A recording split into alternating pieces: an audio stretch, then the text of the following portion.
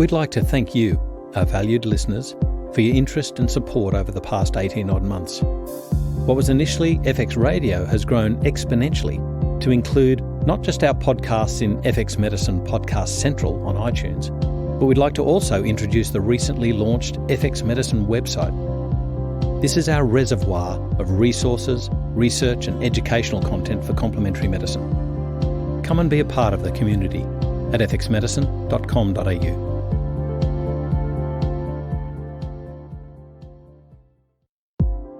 Hi, this is Stacey, the BabyMaker Roberts, and I would love for you to join me in February, our seminar, Going from Unexplained to Pregnant. This seminar will help you assist more of your patients by providing you with practical, clinically proven advice on all aspects of unexplained fertility issues, and I can't wait to share it with you. I look forward to seeing you in February, and to register for this event, please go to bioceuticals.com.au and click on the Education tab. See you there.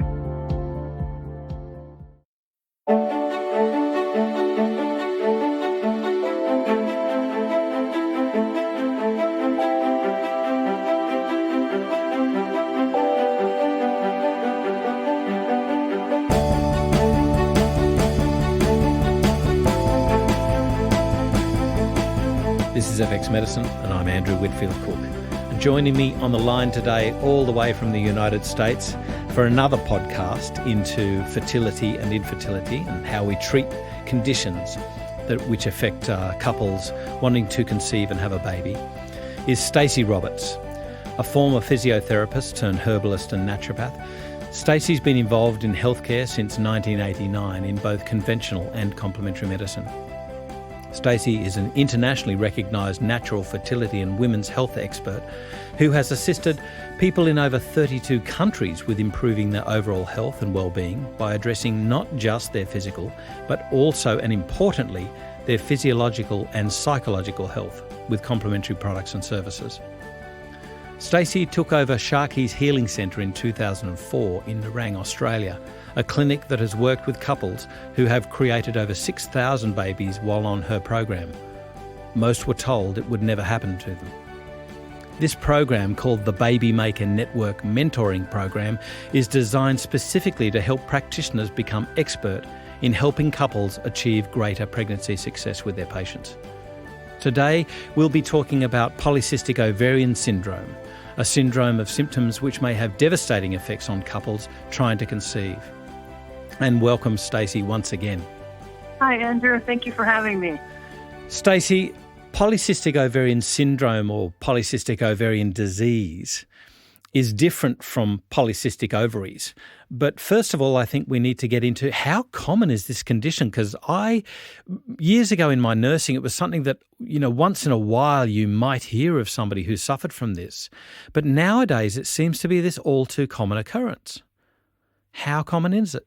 It's the most recognized or most common endocrine and metabolic disorder in women around the world. I mean, we're looking at from the United States where they say 4% of adolescent girls may have polycystic ovaries, up to 10% of adolescent girls in India. It's becoming quite prevalent, unfortunately, and it's something that, as we'll talk about today, has a lot of potential to be addressed and in some cases reversed in women who are dealing with this. And talk to me about normal medical treatment, though, and what are the success of this? Because to me, it seems to be rather a, let's say, reductionist approach. Absolutely. It's really basically trying to jumpstart the ovaries or trying to kind of pretend like the ovaries are working. Really, the medical approach currently today is if someone goes in with polycystic ovaries or has irregular cycles and they determine that it could be polycystic ovaries, then they're put on the oral contraceptive pill to create a false period. Basically, it's suppressing the pituitary release of LH and increasing sex hormone binding globulin and decreasing androgen secretion. So the person may have a regular cycle for years if they're on the pill, but as soon as they stop taking the pill, everything goes back to where it was before in regards to cycles. And therefore, when women stop taking the pill later in life, they're usually wanting to conceive. So they a percentage of them can have significant issues with fertility. So a true Band-Aid approach. As soon as you take off the Band-Aid, the sore hasn't healed. That's correct. Yeah. Well, firstly, Stacey, I think I need to delve into what is polycystic ovarian syndrome. Is it just one classification of, 5 out of 8 symptoms? Is that all it is? Really, it's a multifaceted issue. I mean, when you look at it, some person could have all the hormonal issues of someone with polycystic ovaries, but no evidence of polycystic ovaries on their ultrasound. So it used to be that if there were no evidence of polycystic ovaries on the ultrasound, they really weren't considered to have polycystic ovaries, but now there's a big question mark over that as well. So it's a very multifaceted syndrome, if you will, and we have to look at all different areas. So some people will present with every single potential issue in serum and ultrasound and with their cycles, but some people will only have a few of those things. So we've got to, again, look at the kind of the subsets within this, and that also polycystic ovaries is really a canary in the coal mine, if you will. Yeah. It's really not the primary issue. This is just letting the woman know that there is a significant underlying issue that's manifesting itself now in polycystic ovaries, which is impacting her fertility, but certainly setting the stage for other chronic degenerative diseases such as diabetes or high blood pressure and things down the road. Indeed, the presentation isn't that classical, metabolic type syndrome look of a patient. Originally I used to think they always present with the apple-shaped obesity, but I know somebody who's extremely fit, and she has polycystic ovarian syndrome.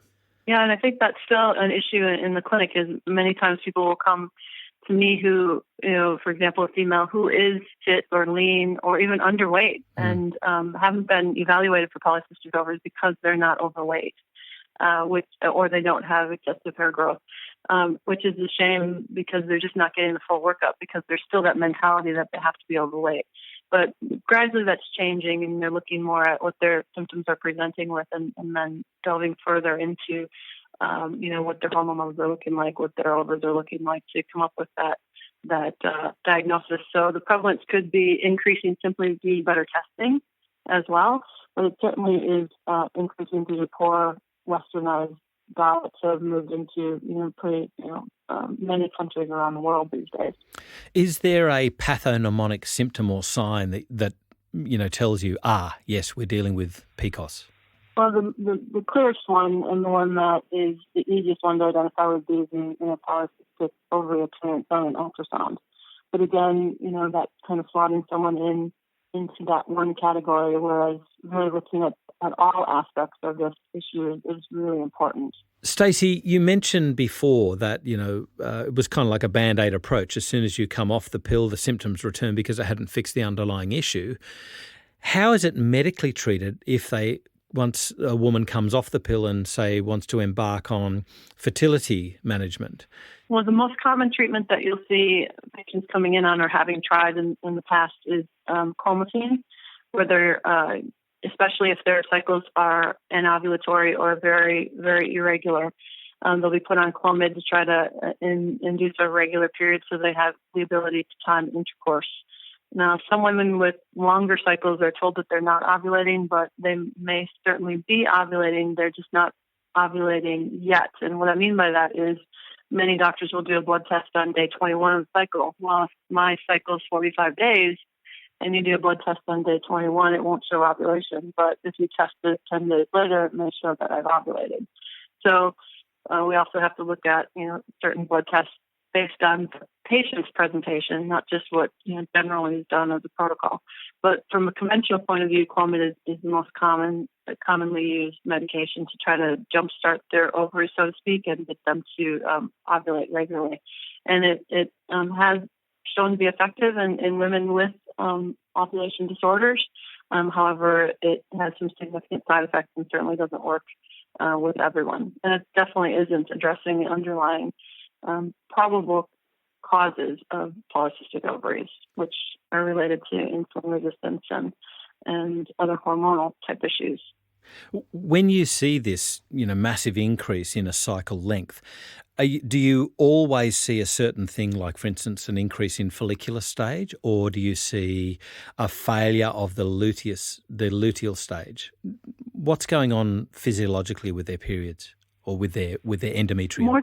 More time than not, it's a increase in the follicular phase and a delay of ovulation. Sometimes this can be caused from an interference in their secretion of LH. A lot of some women with polycystic ovaries who have elevated LH have a disruption of the hypothalamus pituitary ovarian axis. This results many times in increased gonadotropin, releasing hormone output, and then that can cause the kind of pulsing of the LH to happen. So these women actually sometimes will do ovulation tests at home, and they might find that they get positive LH surges for weeks as their LH is surging kind of out of rhythm with the way that it should be. So that then induces elevated LH to FSH ratios, and again, these are all clues that potentially there's an underlying issue. So when ladies get this pulsatile LH picture, is that indicative of a hyperproliferative mechanism going on in their body? Are these the sort of women that do tend to present with the apple-shaped obesity, the cardiovascular hypertension, that sort of? I'm not sure that from a statistical point of view we could say that as a blanket statement. Again, each person is going to be individual. I might have someone who is lean or underweight and has the pulsatile LH issue, and I may not. It just really depends, again, on how it's manifesting in their situation, most likely due to some genetic predisposition and the inflammation caused by many times a poor eating plan or thyroid dysfunction can also contribute to it, as well as a disruption of the HPA axis as well. So that's why I said at the beginning it's very multifaceted, because again, it's not just we present with polycystic ovaries, so this issue is wrong with you, and then therefore this one herb is going to help you, which is oftentimes how it's presented when you go to school. You have polycystic ovaries, you take peony, which can work with some people, but I find that it works with a small percentage of people with polycystic ovaries, and there's so much more that practitioners can do. And this is exactly what I like about you, because I find the thing that I like about you, Stacey, is that you talk about that person presenting as one individual, what's going on with that person, and you individualize, you tailor your program to suit what they're going through. So thank you for that. I'll say that right now. But I think this is part of the confidence that you will be teaching practitioners in the BabyMaker program. Is that correct? That's correct. What we'll be doing is looking at these overall issues, such as polycystic ovaries, and then breaking them down. And based on, over a decade of strictly dealing with fertility, I've been able to identify, these subsets, within polycystic ovaries and with unexplained infertility, and what then the practitioner can look for and go, okay, so this person's presenting this way. These are the group of herbs that I want to utilize. It's not one herb that is treating one diagnosis. It's a possibility of all these different herbs, but which is going to be the best one for that person. And that's what I want to help practitioners identify, because when I started doing that with our program, it doubled the amount of pregnancies per practitioner that we were seeing in the clinic. So it's really a powerful, they'll be supplied with these powerful tools to really help many more people. So without giving away too many of your secrets, how does your approach differ? Because I know that you're hell-bent on diet and lifestyle and stress management. What sort of investigations do you do? And then what sort of things do you use? If we could sort of delve into a few of the, let's say, the stars. Many times when a woman with polycystic ovaries comes into the clinic, if they have the diagnosis already, thankfully they'll have had blood tests done which may or may not be exhaustive. So I'll look for the holes in the blood tests and then, make sure that their LHs are tested, their sex hormone body and globulin, their androgens. We'll look at their thyroid function, and then we'll look at a few other things. Because, again, it's the canary in the coal mine, right, like we said before. So we want to look at what are some of the underlying issues that are causing this to happen. In polycystic ovaries, insulin resistance, so we look at the glucose metabolism as well, because insulin resistance is a huge issue in regards to polycystic ovaries.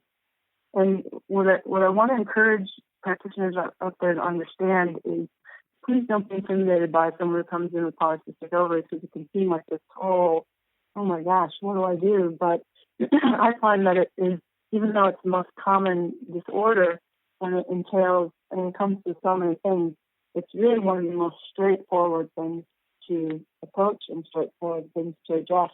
And you'll see many stories of viable pregnancies as a result of the treatment that you're going to instill, even if you just work on eating plan. Yeah. Because no matter what subset polycystic ovaries they're presenting with, eating plan is always number one. Yeah. And sugar especially is like, it's like their kryptonite, because all of these individuals seem to be very poor glucose metabolism.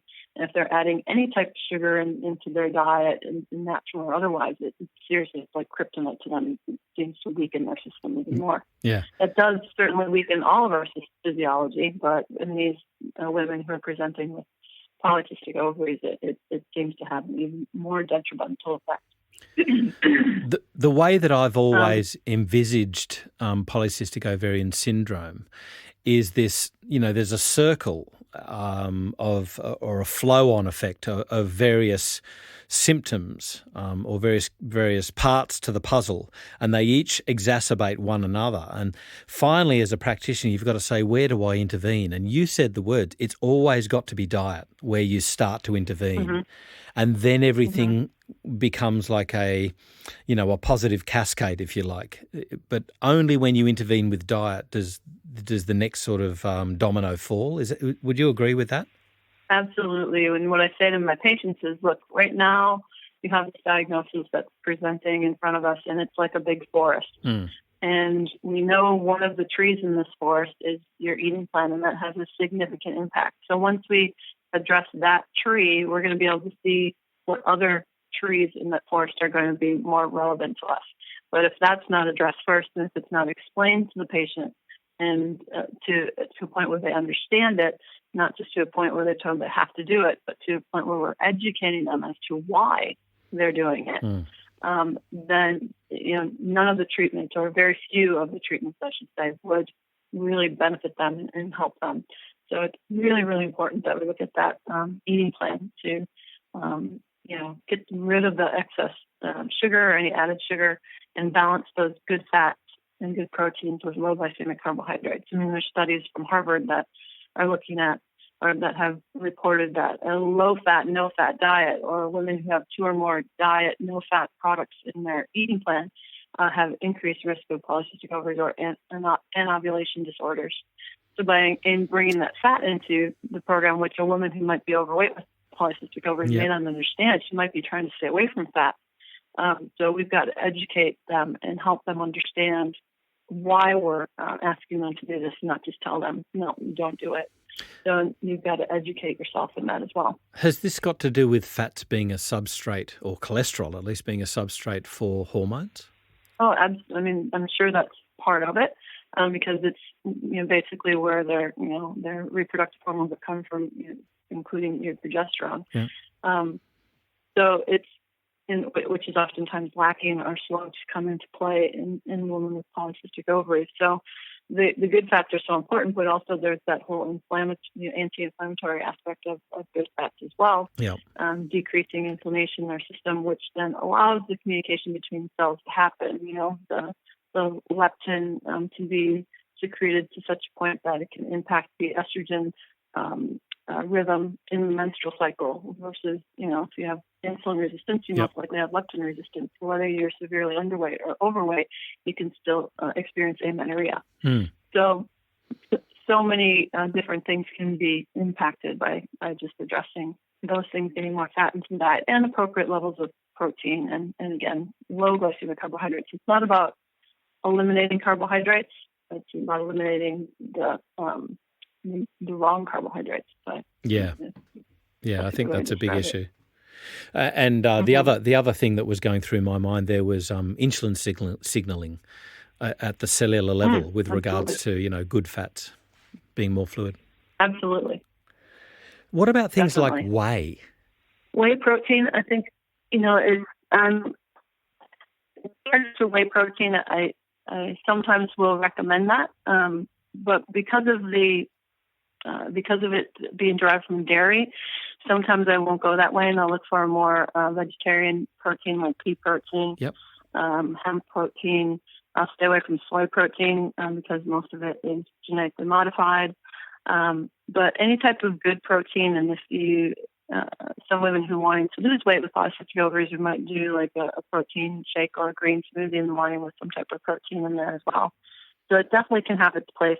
And in the beginning of treating this, maybe 8, 9, 10 years ago, I did do a lot of whey, but now I tend to move away from it due to tending to be acidic and inflammatory just from it being derived from cows. However, it doesn't mean I don't ever recommend it. Yeah, but to me it seems to fall into, with these using the pea proteins and hemp proteins, it's sort of, to me it sits better with a Mediterranean style diet, even though they're not particularly, in the Mediterranean diet. But what about managing inflammation? This is a huge concept, and to me, drugs do a very good job at managing acute inflammation, but they have these untoward sequelae of blocking one pathway rather than managing or soothing inflamed tissues. How do you differentiate there? What sort of things do you use? So we'd be looking at managing inflammation, number one, and always first and foremost through the eating plan, which I hope that we've made a really strong argument for that, for polycystic ovaries especially. And then secondarily, we want to look at things that will help them manage inflammation through utilizing the herbal formulas, supplementation that can help. So if we, Gymnina, for example, is a great herb to utilize to help with glucose metabolism. But you also can look at chromium as well as a nutrient, to utilize to help manage glucose levels as well. And if you're managing your glucose levels and you're managing your insulin response, then you're managing your inflammation.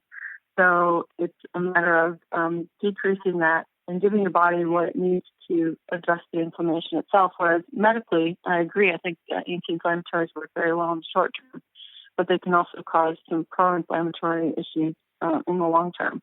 And they don't address why these things are happening. So if you're constantly eating foods that are going to be pro-inflammatory and taking anti-inflammatories, you're really not doing a service to yourself. No. If that makes sense. And you mentioned soy previously, which was, I overused this term, I know, but the poster child of phytoestrogens decades ago, which fell out of favour because so much of it was genetically modified. But there was also other issues, particularly with like people who were having massive soy intake, and they were, inhibiting their thyroid, getting thyroid nodules, all sorts of issues. But with regards to herbs which are considered phytoestrogens, I think this has been medically bastardized. That they blame it and they just say, "Oh, therefore it's an estrogen," which I don't subscribe to. Can you take our listeners through that saga, please, and what it really is, the truth? Sure. I think what we have to understand, and even what practitioners fall into, is we use this word phytoestrogen synonymous with estrogen, and it just is not the case. It may bind to estrogen receptors, but that doesn't necessarily mean that this is an estrogen compound. I mean, I had a physician at one time years ago. This was still when we started on the clinic, so we're talking 15, 20 years ago, where he held up a herbal formula on the news, and it had the Starkey's label, and it said, and he said, there are hormones in this, mix. Stay away from this, blah, blah, blah. So there's so much misunderstanding about, phytoestrogens related to estrogens. And the bottom line is they're not estrogen. It may have some impact on estrogen output, but they are definitely not estrogen. So Yeah. to take black cohosh, a lot of times herbs are because they help to address symptoms of estrogen or low estrogen, like black cohosh helping with hot flushes. For years and years, they believed that black cohosh was a phytoestrogen. Well, more recent evidence is showing that it really doesn't have impact on estrogen levels per se, but it actually decreases hot flushes from the activity that it does within the brain versus any estrogen-like activity that it has. So black cohosh is now even being considered in some oncology centers as a potential treatment for patients who, after chemotherapy treatment, may be experiencing hot flushes from the stress in their system. Certainly more tests and more studies need to be done to see these long-term effects. But again, the underlying issue is I wouldn't throw around phytoestrogen and equaling estrogen synonymously. And just a point for our listeners regarding black cohosh, there is research, one paper using it as a potential alternative to Clomid, but the bigger issue in my mind that I wanted to cover is that black cohosh was lambasted in Australia because of some liver failure issues, which if people delved further, turned out to be not black cohosh, but it was actually an adulteration issue. So this is a real problem where people who may be well-meaning to their patients, but they don't know anything about herbs and they blame a herb because it's on the label, whereas what the issue was that it wasn't the herb on the label at all. Black cohosh is a herb of great value when used properly. So, absolutely. And the adulteration issue is a huge issue, not just with black cohosh, but other herbs as well. Skullcap was one as well, too. Yes. And there's a group in the States, I think, being led by Roy Upton, UPTON, who is working on very specific parameters that practitioners who are purchasing herbs to manufacture into products can identify and test to undergo to make sure that these products are not the adulterated form as well. So thankfully there's people out there that are working hard to help with that. So it's hopefully going to be becoming less of an issue in the future, although it was something that I'll have to be cognizant of.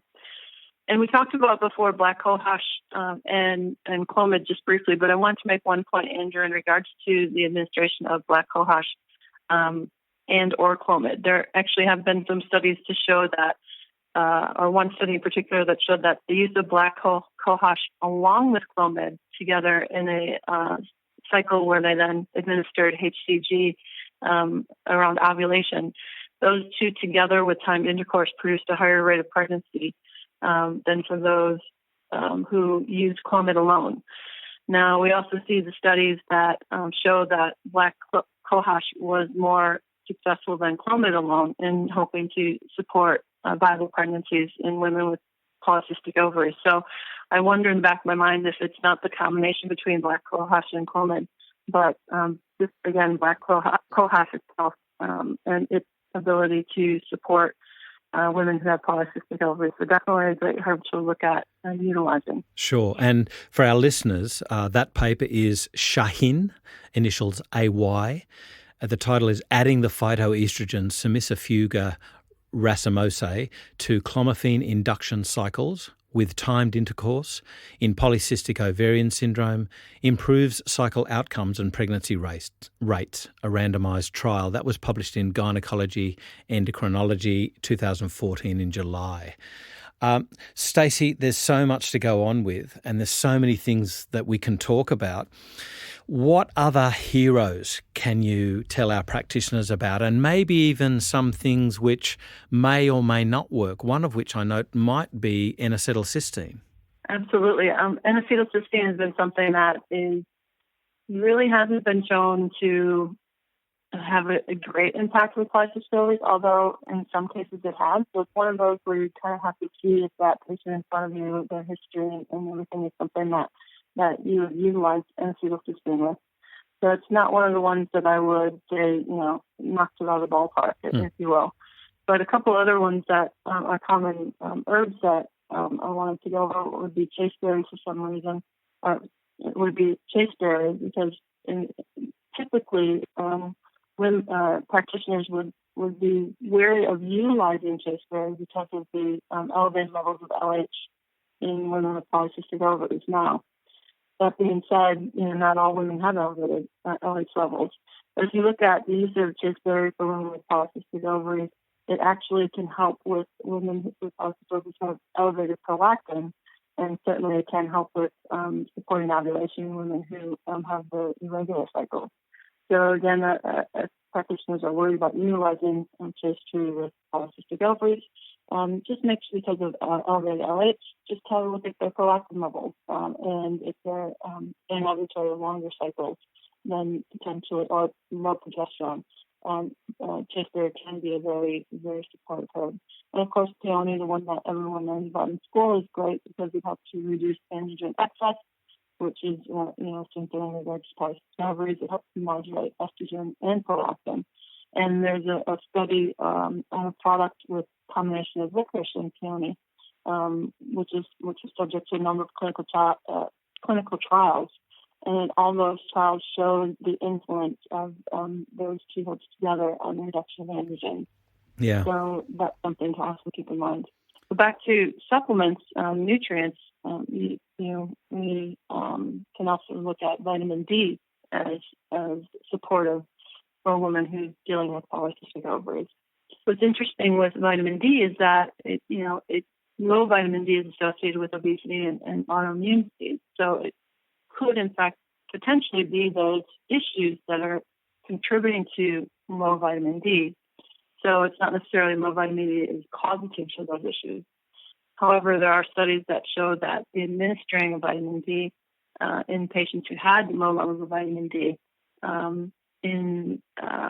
I believe it was the Journal of Clinical Endocrinology, I think it was in, showed that when vitamin D was administered, there was an improvement in triglycerides and the cycles regulated as well.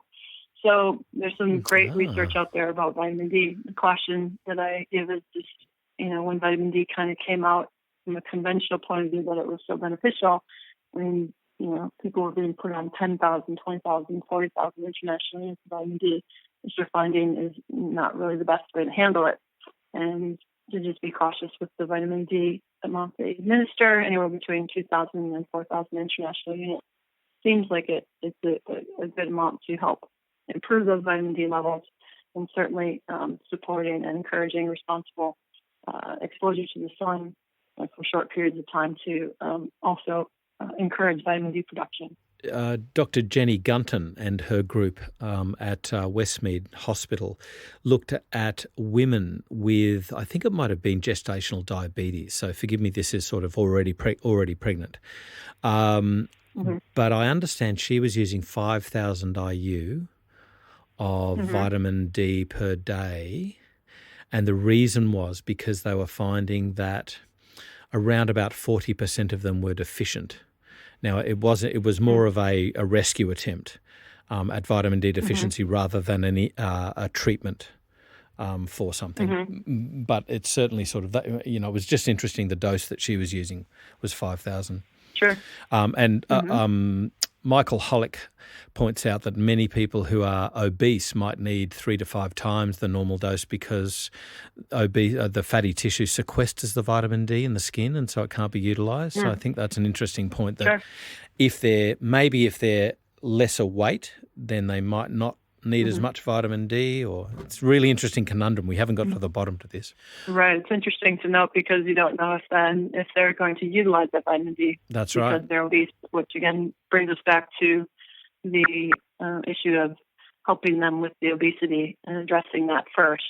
Absolutely. Before thinking a supplement is going to sensible sun exposure. And sensible sun exposure as well. Absolutely. What about fish oils, Stacey? What's the role, and do you use massive doses, or do you mainly sort of work towards diet as the main intake of fishy fatty acids?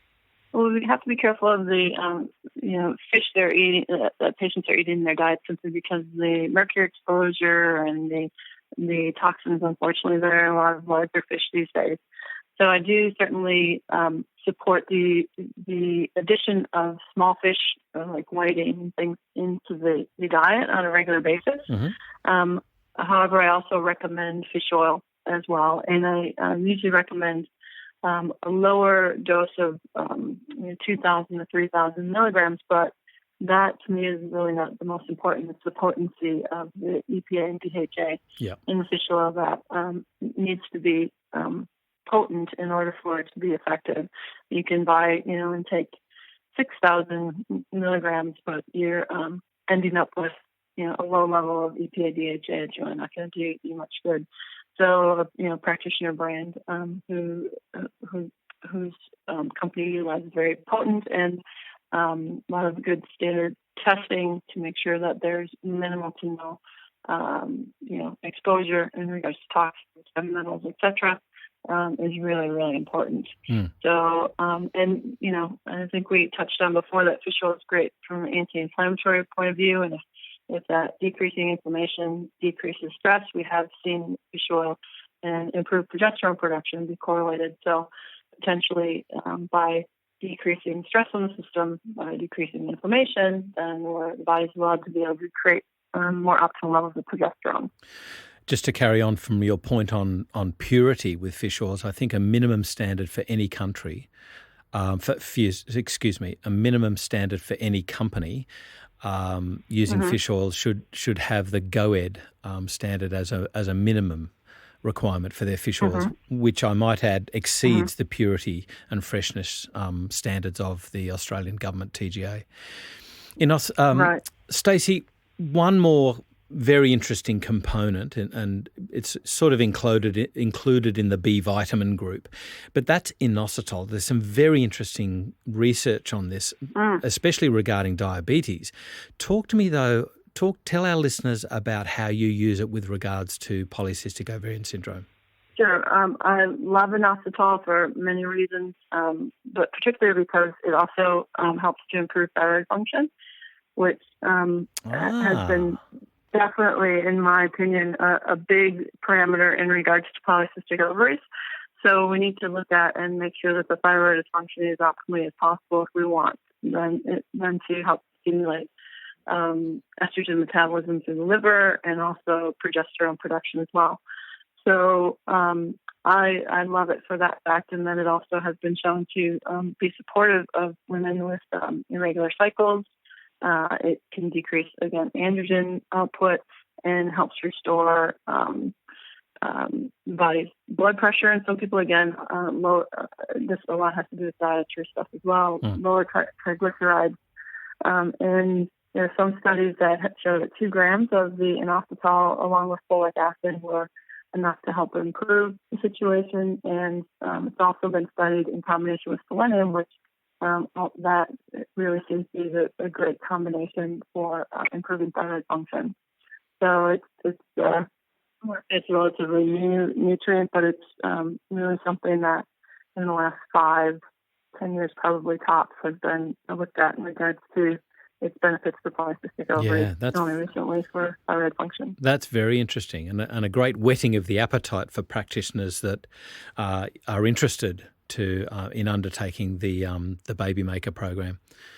Stacey, I want to get on now about treatment goals and effects, and we're dealing with something that not always, but often goes hand in hand with excess weight. So how do you go about setting realistic treatment goals for patients, and how do you measure treatment effects? Sure. Well, a patient will come to see me, let's say they are obese, and one of the goals that we would have is, because we know obesity can decrease their fertility and the potential for not just become pregnant naturally, but also with IVF or other assisted techniques. So we would look at not just focusing on the weight, but again, focusing on the health of the whole person and explaining to them and helping them understand why this is an issue, right? So we would then set milestones in regards to weight loss, and then looking at following that on with looking at blood levels of the different hormones that we identified were potentially either out of balance or too low, or even in some cases too high, such as the androgen. And so again, we break it down into small steps for these patients so that they can look at it as not an overwhelming, I have to lose 50 kilos in order to become pregnant. Because the fact is, if they shift, 5% of their weight, they're going to be increasing their fertility and be able to become, and increase their chances to become pregnant. Now, that being said, I certainly would still like them, to work towards a normal weight as much as possible after pregnancy and maintain a good weight during pregnancy as well, because of the propensity to have to develop diabetes and gestational diabetes and those types of things. So it doesn't stop just with pregnancy. So it's educating the patient of this long-term treatment or relationship that you're going to be developing with them to help them not just with fertility, but other things in their life that may concern them, like their weight issue.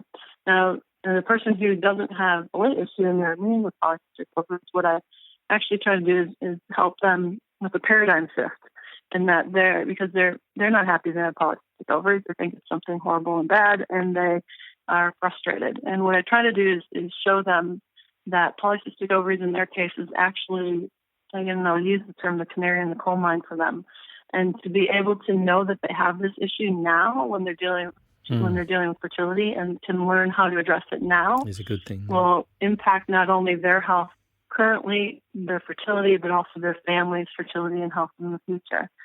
So sometimes the goal isn't just a number on a blood test result, or as we've talked about in other podcasts, not only pregnancy, which is obviously what they're seeing you for, but also helping them realize that this health issue, which may seem negative, is really your body's way of telling you to, hey, pay attention and utilize this information to change the course of your life and the life of your loved one. Brilliantly said. So that being the focus, I think, kind of, again, shifts people's view and can take some stress off situations, and excites them and motivates them and empowers them to really do something about this and not just, want to take a pill to make it all better.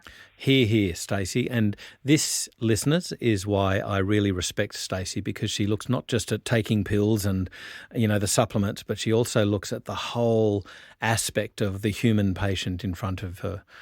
And that's what she'll be training you guys on. Stacey, these patients are at increased risk of several reduced or poor pregnancy outcomes, including gestational diabetes, preeclampsia, and we've covered that in an earlier podcast with you. What about polycystic ovarian syndrome causing increased risk to the baby? Well, studies have been shown that it may not necessarily be polycystic ovaries itself, but again, the underlying issue of insulin resistance or poor glucose metabolism. And a study that you brought up in another podcast of ours talking about when we talked about male fertility and the genome of the male sperm potentially impacting the fetus, its growth, and then the child in later life. Certainly the same thing can be paralleled here with polycystic ovaries, because we're learning more about methylation pathways, and DNA methylation can be an issue in regards to polycystic ovaries. So somebody who has a propensity towards insulin resistance, which is a precursor maybe to polycystic ovaries, could potentially impact the health of that child, that unborn child, and then the health of that child in the future. So I don't know that I would say polycystic ovaries specifically would have a negative impact on that, but the underlying issues, right? Whether it's elevated cortisol, the inflammation, elevated glucose, insulin resistance, all those things are setting those parameters for that growing fetus and young child when they're born. Does that make sense? Yeah, absolutely. So you've mentioned before that, polycystic ovarian syndrome isn't one entity, but it can be many types of, many shades of grey. But, what sort of real results can a woman with PCOS expect to achieve? Can we go through a range here? Can you talk about something like maybe a range of patients that you've treated and the results that they've achieved? And I think tied in with that, can you maybe give our listeners some caveats, some danger signals that you want to be on the lookout in these sorts of patients? Sure. One patient comes to mind who was really interesting to me, and she was actually a patient that early on after taking over for Ruth Sharkey. And I was a little bit wet behind the ears. I've been dealing with with all sorts of issues prior to working with Ruth and then taking over. And, like everyone else, I thought that if someone came into me and they weren't menstruating, that, within 6 months, they're going to start menstruating, and then everything's going to be well and good, and it'll be, done and dusted, and be pregnant. Well, there was this one patient who had polycystic ovaries, lean with polycystic ovaries, and she came in to see me, and she hadn't had a menstrual cycle since high school. So I was about 16, and she was 28 at the time that she saw me. And, I believe in the power of herbs, and, I encouraged her to continue on the program because, within 6 months, of course, she's going to be menstruating. 6 months came and went, and there was no menstruation. And, we were convinced there was no ovulation. So she was a bit frustrated, and so was I. And she continued on the program just because she was feeling so well. And she started to consider whether she was going to do IVF. And then it would have been maybe 2 weeks after I saw her in person that she called, and she was all excited, and she was saying, "Hey, my period is coming, and I'm getting some spotting, so I think that period's coming." So we were both a bit excited, and I said, "Hey, please send me through your temperature charts," because we always look at temperatures with our fertility patients. And, yep. Sometimes with polycystic ovaries, you get kind of that EKG where it's just kind of up and down, and you never get that thermal shift. So I was excited to see the changes that hopefully were going to be happening in that temperature chart. Well, she sent her temperature chart through, and I looked at it, and I called her back, and I said, "You're not going to be getting your period because you're pregnant, and this is probably some implantation bleed." And, there was silence on the other end of the phone, and she went and got tested, and she was pregnant. So I was kind of scratching my head going, well, at least she ovulated one time, right? With what we're doing in regards to the program. Yeah. She came back to me after the first baby was born, again, had not menstruated whatsoever, still had amenorrhea, and we assumed it was not ovulating. But we pulled out all of our old stuff and started looking at those temperature charts. And we found that there was actually a pattern that you oftentimes will see in a woman with polycystic ovaries who's not menstruating or not menstruating often. And if you look very closely, you'll see a bit of a thermal shift. And it's very subtle, and it's not one that you would normally see on a regular temperature chart. And previous to the first pregnancy, this couple was having its course like every other day. I was like, gold star for you guys. I'm impressed that you could keep that up. But of course, when the first came, that slowed down quite a bit. So we started to look at, all right, well, let's look at every time your temperature dips, let's have you time intercourse. So maybe that was every 3 or 4 days. And sure enough, within 3 months, she was pregnant again with her second child, and then her third child came naturally as well while on our program. So I guess why I wanted to bring that up is the moral of the story is we oftentimes feel extremely frustrated that the herbs aren't working or our program isn't, quote unquote, working. But we want to arm ourselves with more knowledge and keep searching and looking for things that could possibly help steer us and the patient in the right direction. Yeah. To, besides blood tests and the ultrasounds and things like that, that can help us with showing the patient that, indeed, there may not be a pregnancy yet, but let's keep working on these things to try to improve your situation. Absolutely. So, to answer that was a long way of answering your question, but some of the parameters that I look for are, not just progress with blood tests, but also things like temperature charts and trying to derive a pattern from things that may at first glance not look like there is a pattern there. But it certainly worked for this patient and other patients that I've had with polycystic ovaries who I was convinced wasn't ovulating, but clearly they were, but they weren't making a very their progesterone wasn't coming in to create a healthy enough lining to then come away as a period on a regular basis. Yeah. Can I just clarify from my mind, are you talking about a thermal dip before the raise, or are you talking about a thermal dip afterwards? Thermal shift is what I call it. So it's basically the dip followed by the rise in temperature. That's right.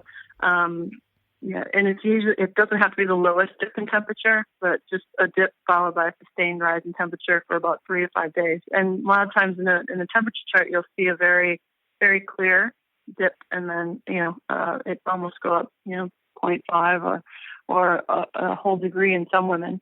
But in some women whose thyroid is a bit sluggish, whose temperatures are generally a little bit lower, you won't see that thermal shift as clearly.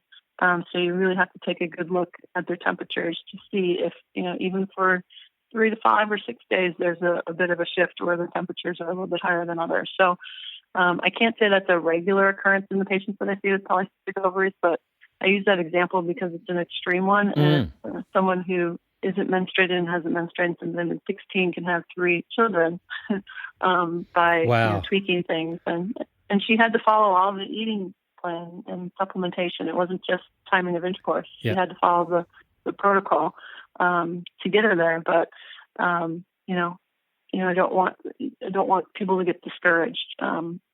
Just keep looking and keep researching, and that's what I'm hoping the BabyMaker Network's mentoring program will provide to practitioners out there. Different case studies like this where people can compare notes and say, okay, what might I be missing that I could to add to this patient's protocol that might help them. Stacey, would you mind taking our listeners through a few danger signals that practitioners should be on the lookout for? Sure. With patients with polycystic ovaries, one of the, and I don't know that I call it a danger signal, but definitely something that they should be looking out for is, and also being empathetic about, is we oftentimes will say, get rid of sugar. And, we expect that, we don't need a lot of sugar in our diet, but so these patients should be able to do that as well. Well, after years of them having either, high glycemic carbohydrates or starches and things like that in their diet, and there's, potentially yeast overgrowth as a result of that, candida, et cetera, that if they get rid of the sugar, it's going to be screaming, the body's going to be screaming out for more sugar. Absolutely, yeah. We can't just necessarily think that it's going to be such an easy thing for them. So we're going to have to work a little bit harder to help them with that if they're struggling with getting rid of sugar because their energy levels are decreasing and they're just feeling really yuck as their body as this overgrowth kind of dies off. So that's important. And also two other things. One is sometimes if they have eating issues, like emotional eating issues, and they have weight issues as a result, it may be a safety and protective mechanism for them to have these types of foods. So you really, again, want to talk to them and listen to them about what their concerns are. Women with polycystic ovaries who have hirsutism and acne and male pattern baldness and these types of things can have significant self-image issues. And we need to be cognizant of that to nurture these patients through that and help them understand that what they're doing, may not completely and totally reverse that, but certainly help to improve that if they are consistent. And a lot of times these patients aren't used to being consistent with something over a long period of time. So again, the nurturing aspect is really important. And if you're not having the progress that you want, really sitting down and having a heart-to-heart with that patient and making sure that they are following the parameters and not being judgmental if they're not, but instead finding a way for them to be supportive, or finding a way to be supportive for them so that they can implement the things that you're asking them to do. The other thing that I wanted to mention that I oftentimes find in polycystic ovaries, and to this day it still irks me, is sometimes when a woman has polycystic ovaries, the finger's pointed at them in regards to the fertility issue. And sometimes it's even to the point where the male partner is like, well, it's not my problem, she's the issue.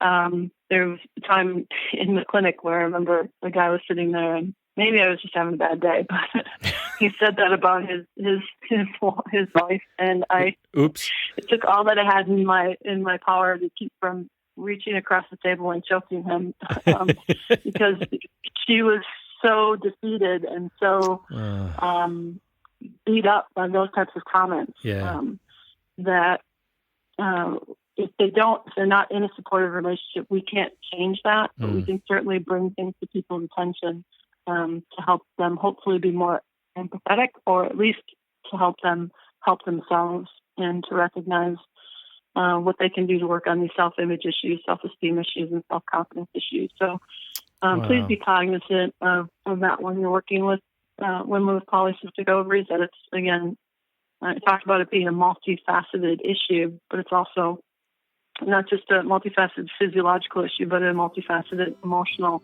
issue as well, psychological issue for many women who are dealing with that. You know, I can see that practitioners that undertake the BabyMaker program aren't just going to be learning about fertility, they're actually going to become better practitioners overall, Stacey. I hope so. That's my goal. Yeah. Stacey, once again, you know, you've taken us through all of the issues, including some of the practical aspects, you know, dealing with the herbs and the nutrients that you might use with helping ladies who have polycystic ovarian syndrome and its many presentations. So once again, I'll thank you, Stacey Roberts, for taking us through this particular saga. It's been a pleasure, Andrew. I really appreciate it. This is FX Medicine, and I'm Andrew Whitfield Cook.